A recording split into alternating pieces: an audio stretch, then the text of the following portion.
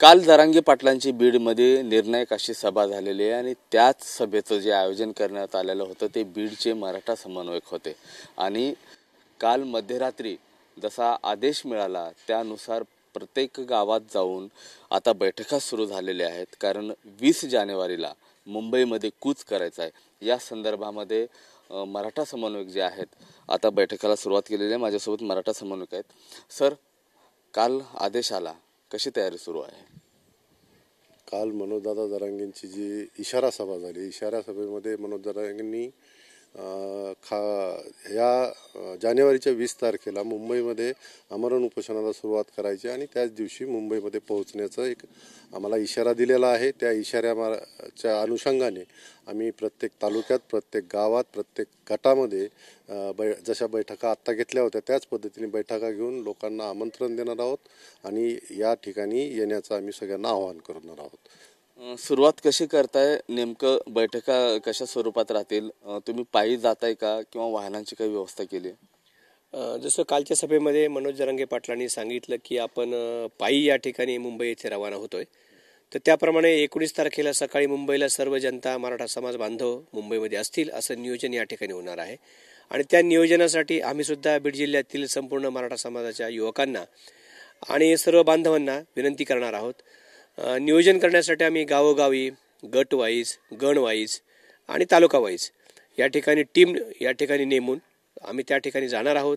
त्या लोकांना मुंबईला जाण्यासाठी किंवा मुंबईला पायी येण्यासाठी आम्ही उत्तेजित करणार आहोत आणि जेणेकरून बहुसंख्य मराठा समाज जो आहे तो बहुसंख्येने मनोज जरांगे पाटील यांच्या हाकेला ओ देऊन त्यांच्या इशाऱ्यावरून मुंबई येथे जाऊन त्यांचं आमरण उपोषण जे आझाद मैदान येथे सुरू होणार आहे त्याला उपस्थित राहणार आहोत आणि सरकारला या उपोषणाच्या माध्यमातून मनोज जरांगे पाटलांच्या नेतृत्वाखाली इशारा देणार आहोत, हे या ठिकाणी ठरलेलं आहे। साधारणतः बीड जिल्हा असेल, मराठवाडा असेल, किती समाज बांधव निघतील? किती लाख किंवा किती कोटींचा आकडा हा समोर येतो? आपण कालच पाहिलं, इशारा सभेच्या माध्यमातून लाखोचा समाज त्या ठिकाणी जमला होता।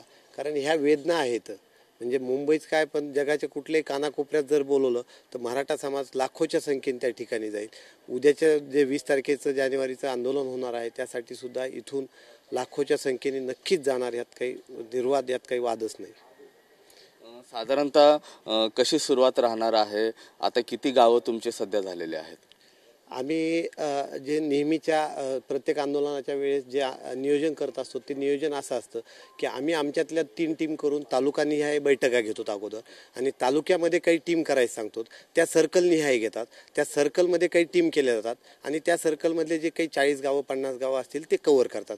5 टीम केले तर प्रत्येक टीमनी 10-10 गावं कव्हर करायचे, अशा पद्धतीचं नेहमीचं नियोजन असतं। कारण आम्ही इथं बीडमध्ये राहतो, बीडमधनं प्रत्येक गावाच्या प्रत्येक बांधवापर्यंत पोहोचू शकत नाही, ही फॅक्ट आहे।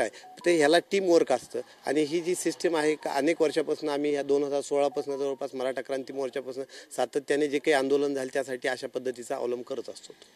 नक्कीच हे मराठा समन्वयक होते ज्यांनी बीडचं जरांगे पाटलांच्या निर्णायक सभेचं आयोजन केलं होतं आणि सभेमध्ये निर्णय झाल्यानंतर पुन्हा एकदा म्हणजे मध्यरात्रीपासून हे समन्वयक जे आहेत ते सगळे कामाला लागलेले आहेत आणि त्यानुसार बीड जिल्ह्यातूनच नव्हे तर मराठवाड्यातून सर्वात जास्त मराठा बांधव जे आहेत ते मुंबईकडे कूच करतील आणि त्याच पद्धतीनं त्यांचं कामकाज देखील सुरू आहे।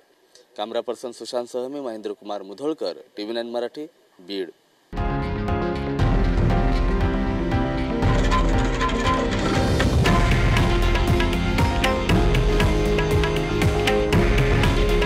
हे आहे देशातील नंबर 1 न्यूज नेटवर्क आणि आपण पाहत आहात TV9 मराठी।